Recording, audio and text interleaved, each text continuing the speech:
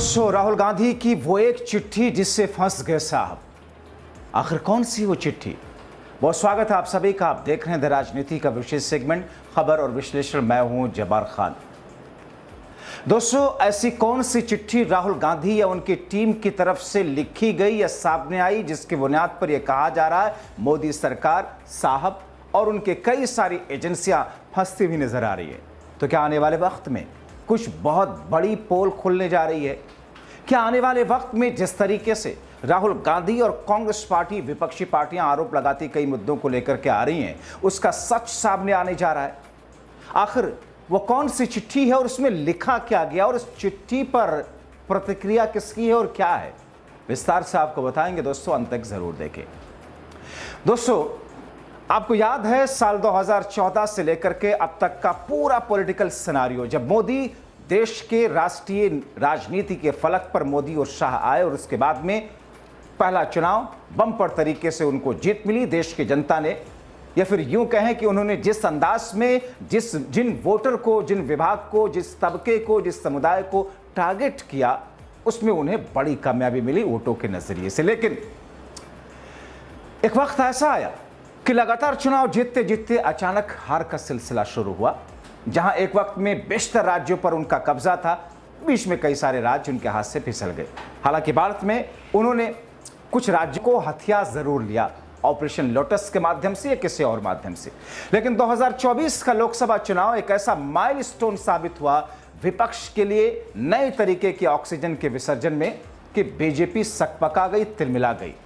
और ऐसे में उसके फौरन बाद जो विधानसभा के चुनाव हुए, बीजेपी की बम्पर जीत सामने आई। दोस्तों, विपक्ष, राहुल गांधी, विपक्षी पार्टियां इस बात का आरोप अपने हिसाब से तर्कों और तथ्यों की बुनियाद पर लगाते रहे कि साहब धांधली हुई है, फर्जी तरीके से चुनाव आयोग ने सत्ता पक्ष के लिए साहब के लिए बैटिंग की है। और उन्होंने महाराष्ट्र को लेकर के कई सारे दावे किए, महाराष्ट्र को लेकर के आरोप लगाए, हरियाणा को लेकर के दावे और आरोप लगाए, यहां तक कि दिल्ली विधानसभा चुनाव में भी कई बार सवाल उठे नतीजे आने के बाद। इस बीच में आपको याद होगा कि राहुल गांधी को चुनाव आयोग ने चिट्ठी लिखी कि आइए बैठते हैं, बात करते हैं। अब ये वो ट्रंप वाला जैसा फोन नहीं है कि साहब जब रैलियों में गए अमेरिका से, वहां से वापस आने के बाद में तो कहा, मुझे ट्रंप जी का फोन आया और कहा, अरे मोदी जी आइए, कुछ खाना खाते हैं, कुछ बातचीत करते हैं। तो इलेक्शन कमीशन ने राहुल गांधी को बुलाया तो जरूर। अब दोस्तों देखिए थेथरई चुनाव आयोग की, मैं सीधे सीधे कह रहा हूं, क्यों कह रहा हूं उसके तथ्य तर्क भी हैं कि जिन मुद्दों को लेकर के चुनाव आयोग से जो डेटा मांगा जा रहा था, उस डेटा को देने में आनाकानी करता रहा। ऊपर से चुनाव आयोग ने यह कानून बना दिया मोदी सरकार के साथ में मिलकर के कि 45 दिनों के बाद में सबको चिट्ठी लिख दी राज्यों के चुनावी अधिकारियों को कि सारा डेटा इरेज कर दें, चाहे वो दस्तावेज हो, चाहे वो वीडियो हो या फिर सीसीटीवी फुटेज हो। लेकिन दोस्तों, अभी जो वक्त था चुनाव आयोग के बुलाने के बाद में, उस पर अब क्या हुआ आपको बताते हैं। कांग्रेस ने चुनाव आयोग को दो टूक जवाब दिया कि हमारी मांगों को टालना बंद करें। महाराष्ट्र हरियाणा चुनाव में कथित गड़बड़ियों पर पार्टी ने मतदाता सूची, वीडियो फुटेज की मांग फिर से दोहराई। साफ किया कि पहले इसकी मांग पूरी होगी तभी पार्टी के नेता चुनाव आयोग के साथ बैठक के लिए तैयार होंगे, यानी कि राहुल। दरअसल कांग्रेस ने महाराष्ट्र विधानसभा चुनाव 2024 में, जैसा कि मैंने आपको बताया, कि अनियमितताओं को लेकर चुनाव आयोग को एक बड़ा पत्र लिखा। यह पत्र लोकसभा में विपक्ष के नेता राहुल गांधी को ईसी यानी कि चुनाव आयोग के द्वारा भेजे गए पत्र के जवाब में है, जिसमें आयोग ने राहुल गांधी से महाराष्ट्र और हरियाणा चुनाव से जुड़े मुद्दों पर चर्चा के लिए बैठक का प्रस्ताव दिया था। कांग्रेस ने अपने जवाब में साफ किया कि आयोग का उनकी मांग को टालना ठीक नहीं, मशीन से पढ़ी जाए योग्य मतदाता सूची, डिजिटल कॉपी, मतदान के दिन का वीडियो फुटेज उपलब्ध कराने की मांग को दोहराया। कांग्रेस ने कहा कि वो इन दस्तावेजों को पाने के बाद चुनाव आयोग के साथ बैठक करने और अपने विश्लेषण के निष्कर्ष देने के लिए तैयार है।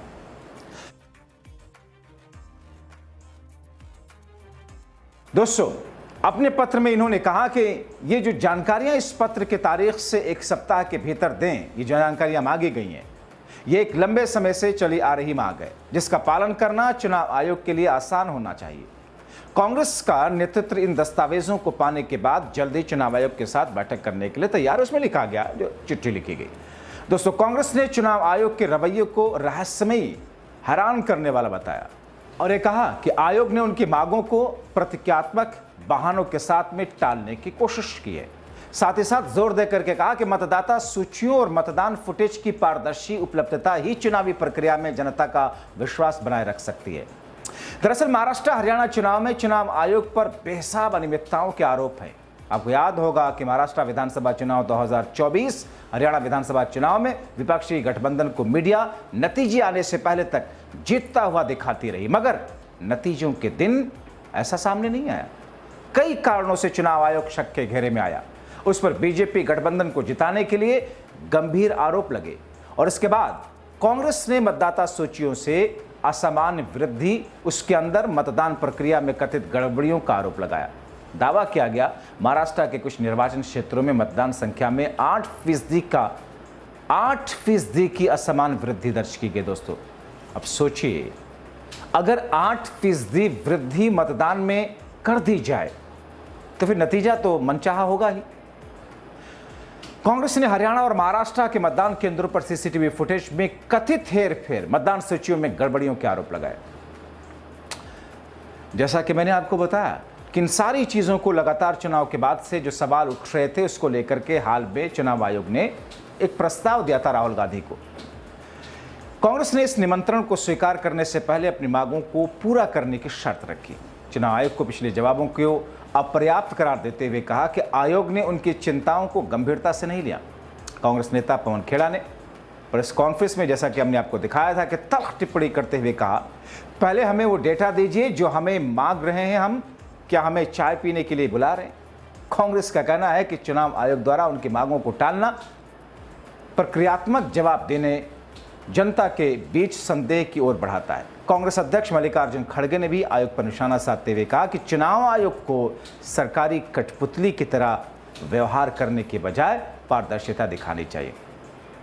दोस्तों अब कांग्रेस ने चुनाव आयोग को 1 सप्ताह का समय दिया है ताकि वो मांगी गई मतदाता सूचियों, वीडियो फुटेज को उपलब्ध कराएं। अगर दस्तावेज मिल जाते हैं तो अपनी विश्लेषण के निष्कर्ष के साथ में चुनाव आयोग के सामने विस्तृत चर्चा के लिए तैयार होगी कांग्रेस। लेकिन अगर चुनाव आयोग इस अनुरोध को पूरा नहीं करता तो कांग्रेस ने संकेत दिया कि वो इस मुद्दे को और जोर शोर से उठाएंगे। इसमें कानूनी कार्रवाई और जन आंदोलन के विकल्प भी शामिल हैं। इस बीच में सुप्रिया श्रीनेत ने एक्स पर लिखा, कांग्रेस पार्टी चुनाव आयोग के साथ बैठक करने को तैयार है, लेकिन पहले हमें वो डेटा चाहिए जो हम मांग रहे हैं। हम अपने विश्लेषण के निष्कर्ष पेश करेंगे। मतदाता सूचियों और मतदान फुटेज की जांच से ही सच्चाई सामने आएगी। ये मामला न केवल चुनाव आयोग की विश्वसनीयता पर सवाल उठाता है, बल्कि भारतीय लोकतंत्र में चुनावी प्रक्रिया की पारदर्शिता के महत्व को रेखांकित करता है। आने वाले दिनों में चुनाव आयोग का जवाब और कांग्रेस की अगली रणनीति इस मामले को और गति दे सकती है। कांग्रेस का कहना है कि मोदी राज में सभी सरकारी एजेंसियों की तरह चुनाव आयोग का दुरुपयोग करके बीजेपी जीत रही है। जनता के मतों का अपमान है, इसलिए हम इस मुद्दे पर लड़ते रहेंगे, वरना ऐसे ही जीत करके बीजेपी देश को, देश के युवाओं को, देश की जनता को, देश के भविष्य को गर्त में डालेगी। शिक्षा, स्वास्थ्य की हालत आपके सामने है, विकास तो पाताल में खोया हुआ है। सुनिए क्या करिए Congress. UP 4 year undergraduate programme जो है वो लागू हो गया, नए इनटेक हो गए, टीचर तो नहीं बढ़ाया गया, उल्टे जो तय सीटें थी डायरेक्ट प्रोफेसर की, असिस्टेंट प्रोफेसर की, उसको समाप्त कर दिया गया। तो जब देश की शिक्षा व्यवस्था की ये हालत हो, लगातार एजुकेशन बजट को कम किया जा रहा हो, एक भी परीक्षा जो है सही तरीके से कंडक्ट नहीं किया जा रहा हो, विद्यालयों, विश्वविद्यालयों की हालत खराब हो, तो जब क्लासरूम में टीचर नहीं है तो कैसे विश्वगुरु बनेंगे? रील बना करके, टिकटॉक पे वीडियो बना करके कैसे बनेंगे विश्वगुरु? जिस देश में डॉक्टर जैसा इतना शानदार प्रोफेशन है, कहते हैं कि धरती पर भगवान के रूप हैं डॉक्टर, उनकी परीक्षा ही अगर ठीक से नहीं ली जा रही है तो फिर हम अपने देश की शिक्षा व्यवस्था को और अपने देश के भविष्य को कहां पहुंचा रहे हैं? अगर हम सही तरीके से लोगों को पढ़ाएंगे नहीं, हमारे विश्वविद्यालय अच्छे नहीं होंगे, परीक्षाएं समय पे नहीं होगी, परीक्षाएं पारदर्शी तरीके से नहीं होगी, परीक्षा कंडक्ट कराने वाली एजेंसियों के ऊपर सवाल खड़े होंगे और एक एजेंसी के खिलाफ दूसरे एजेंसी ने एफआईआर किया है। कांग्रेस पार्टी ने एफआईआर नहीं किया है, सीबीआई ने एफआईआर किया है। और जो एफआईआर की कॉपी है, उस एफआईआर की कॉपी से ही लिपापोती की बू आती है। आप एंटी करप्शन एक्ट के तहत जो है आप एफआईआर कर रहे हैं, 3 लोग एब्सकॉन्डिंग हैं, तब जो है 2 लोग अरेस्ट किए गए, उनको जो है बेल मिल जाता है और फिर क्लेरिफिकेशन आता है सीबीआई का कि इसमें एनटीए का कोई अधिकारी इन्वॉल्व नहीं है। एनटीए का कोई अधिकारी इन्वॉल्व नहीं है तो वो जो करप्शन करने वाले लोग हैं, क्या उनको सपना आया था ओएमआर सीट का? कैसे जो है उनको ये इंपॉर्टेंट इंफॉर्मेशन मिलती है? सीयूटी का एग्जाम होता है, सारा डेटा जो है स्टूडेंट्स जो उसमें अपियर हुए हैं वो प्राइवेट कॉलेजेस के पास है। एक बार एग्जाम कंडक्ट हो जाएगा, रिजल्ट आ जाएगा, सबके घर पे जो है सबके अभिभावकों के घर पे फ़ोन आने शुरू होते हैं कि आ जाइए आप हमारे यहाँ एडमिशन ले लीजिए। जानबूझ करके जो पब्लिक फंडेड यूनिवर्सिटीज़ हैं उसके एडमिशन की प्रक्रिया को लेट कर दिया जाता है कि पहले प्राइवेट कॉलेज जो हैं उनके सीटें भर जाएं, फिर जो है पब्लिक फंडेड इंस्टीट्यूट्स में जो है एडमिशन प्रक्रिया शुरू होगी। तो ये एक बहुत बड़ा सवाल है। शिक्षा हमारी प्राथमिकता है और किसी भी देश के लिए शिक्षा प्राथमिकता होनी चाहिए। बिना शिक्षा का कोई देश आगे नहीं बढ़ सकता है। बिना क्लासरूम में टीचर के कोई देश विश्वगुरु नहीं बन सकता है। बिना अच्छे डॉक्टरों के हमारी हेल्थ व्यवस्था जो है वो ठीक नहीं हो सकती है। तो फिर ऐसी स्थिति में दोस्तों इंतजार करना होगा कि गेंद कांग्रेस ने चुनाव आयोग के पाले में डाल दी, मगर जो राहुल की टीम ने चिट्ठी लिखी है उसके बाद में एक बार फिर से जोरों शोर से चर्चा है और कहा जा रहा है कि साहब बीजेपी या फिर सरकार के इशारे पर चुनाव आयोग ऐसा कर रहा है। लेकिन इसकी असल पिक्चर कब आएगी देखना बाकी है। अंत तक वीडियो देखने के लिए बहुत शुक्रिया।